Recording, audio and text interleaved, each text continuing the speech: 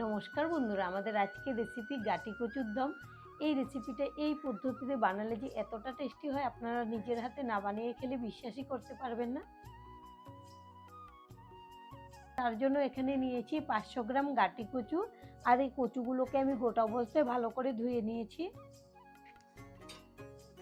এবার একটা বটি দিয়ে আমি খোসাটা ছাড়িয়ে নেব। এই যে এরকম করে খোসা ছাড়িয়ে নিচ্ছি। একটা কচুর খোসা ছাড়িয়ে নিয়েছি। এখন আমি এটাকে এরকম করে টুকরো করে নেব। এরকম বড় সাইজের টুকরো করব, 2 টুকরো, আর যেটা ছোট হবে আমি গোটাই রেখে দেব।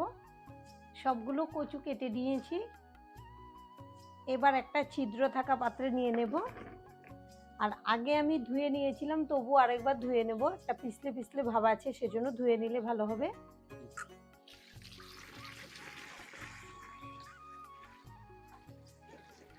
এবার গ্যাসে একটা কড়াই বসিয়েছি, দিয়ে দেব জল।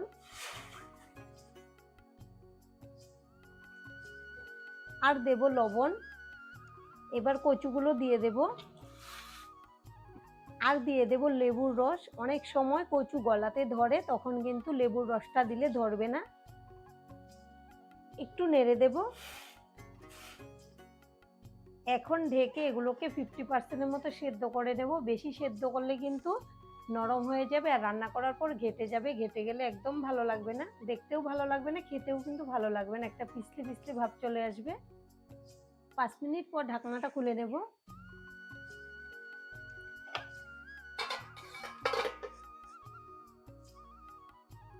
আমি কচুগুলোকে মোটামুটি 50% মতোই সেদ্ধ করে নিয়েছি, এর থেকে বেশি সেদ্ধ করব না।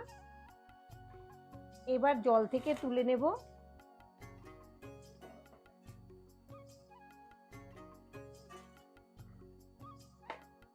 এখন আমি উপর থেকে জল দিয়ে দেব। সেদ্ধ করার পরে যে একটা পিছলে ভাব হয়, এটা কিন্তু জল দিয়ে ধুলে অনেকটাই কমে যাবে।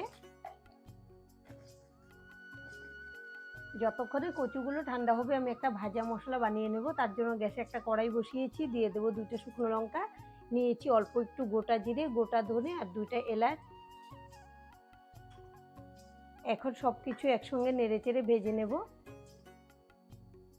মশলাগুলোকে নেড়েচেড়ে ভেজে নিয়েছি, খুব সুন্দর একটা সেন্ট বেরিয়েছে, আর মশলাটা ফুটতে শুরু হয়েছে। এখন এগুলোকে নামিয়ে নেব, আর এগুলোকে ঠান্ডা করে আমি শিলপাটাতে গুঁড়ো করে নেব।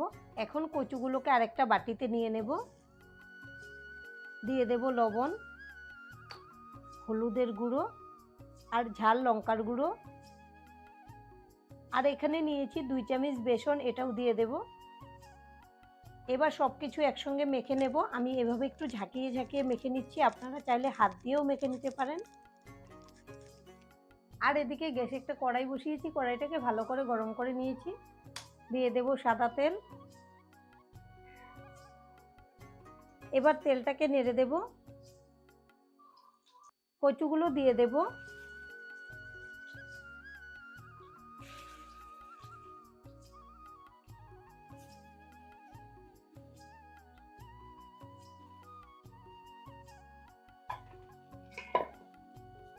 এখন নেড়েচেড়ে ভেজে নেব।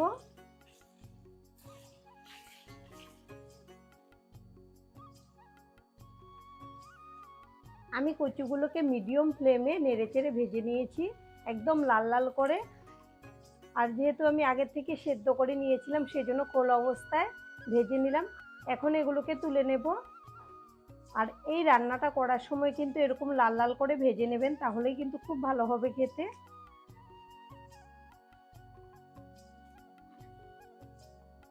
কড়াইতে কিছুটা তেল রয়ে গেছে, তবে আরেকটু তেল দিয়ে দেব। তেলের পরিমাণটা আপনারা আপনাদের পছন্দ অনুযায়ী কম বেশি করে দিয়ে দেবেন। দিয়ে দেব সামান্য হিং, আর দিয়ে দেব একটা তেজপাতা 2 টুকরো করে, 2টা শুকনো লঙ্কা, আর দেব গোটা জিরে। ফোড়নের জন্য এতটুকুই, আর কিছুই লাগবে না, এতেই খুব সুন্দর সেন্ট হবে। এবার এগুলোকে নেড়েচেড়ে ভালো করে ভেজে নেব একটা মিষ্টি সেন্ট বের হওয়া পর্যন্ত। আমি ফোড়নটাকে 30 সেকেন্ডের মতো ভেজে নিয়েছি। আর এখানে নিয়েছি একটা বড় সাইজের টমেটো কুচি। এবার দিয়ে দেব স্বাদ অনুযায়ী লবণ। লবণের পরিমাণটা আপনারা আপনাদের স্বাদ অনুযায়ী দিয়ে দেবেন, যতটুকু কচু নেবেন সেই বুঝে দিয়ে দিতে হবে। এখন একটু নেড়ে মিশিয়ে নেব। আর আমি তো এখানে টমেটো কুচি দিয়েছি, আপনারা চাইলে পেস্ট করেও দিতে পারেন। এবার ঢেকে দেব, খুব তাড়াতাড়ি সেদ্ধ হয়ে যাবে ঢেকে দিলে। 1 মিনিট পর ঢাকনাটা খুলে নেব। এবার নেড়ে দেব। আর এখানে নিয়েছি 6টা কাঁচা লঙ্কা আর 1 ইঞ্চি হবে আদা শিলপাটাতে বেটে নিয়েছি, দিয়ে দেব।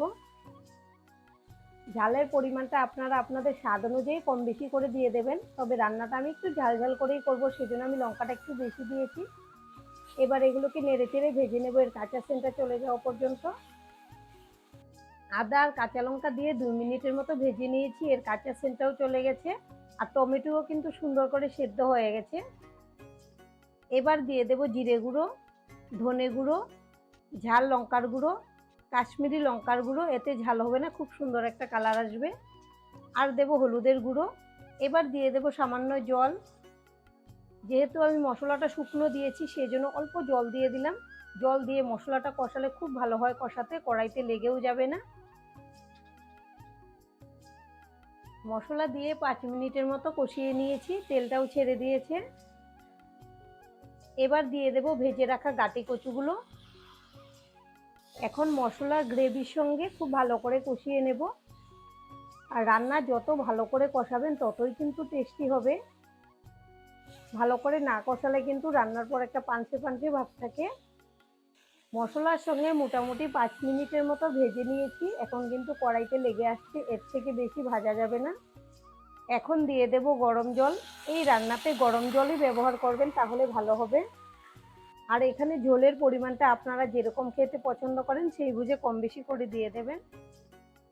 এবার নেড়ে মিশিয়ে নেব। আর আমাদের আজকের এই রেসিপিটা দেখে যদি আপনাদের ভালো লাগে একটা লাইক অবশ্যই দিয়ে দেবেন। আপনাদের একটা লাইক আমাদেরকে অনেক উৎসাহ দেয় নতুন নতুন ভিডিও বানাতে।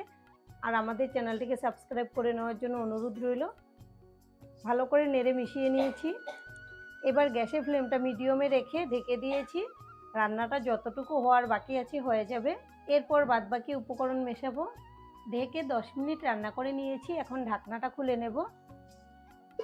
দেখুন ঝোলটা কিন্তু আগের থেকে অনেকটা শুকিয়ে গেছে আর আমাদের কচুগুলো খুব ভালো করে সেদ্ধ হয়ে গেছে, আমি চেক করে নিয়েছি। এবার দিয়ে দেব ভাজা মশলা। প্রথমে যে মশলাটা করেছিলাম, আপনারা চাইলে এখানে এমনিতে গরম মশলা দিতে পারেন, তবে এই মশলাটা দেওয়ার জন্য কিন্তু রান্নাতে আলাদা রকমের একটা টেস্ট আসে, খুব ভালো লাগে। এভাবে আপনারা বাড়িতে বানিয়ে খাবেন, আশা করছি আপনাদের ভীষণ ভালো লাগবে। এখন নেড়ে মিশিয়ে নেব। আপনারা গাটি কচুর তরকারিটা যদি এভাবে একবার বানিয়ে খান, খেতে কিন্তু ভীষণ ভালো লাগবে। যে কোনো নিরামিষ দিনে ভাত হোক বা রুটি বানিয়ে খাবেন। আর আজকের ভিডিওটা এখানেই শেষ করব। সবাই ভালো থাকবেন, সুস্থ থাকবেন, ধন্যবাদ।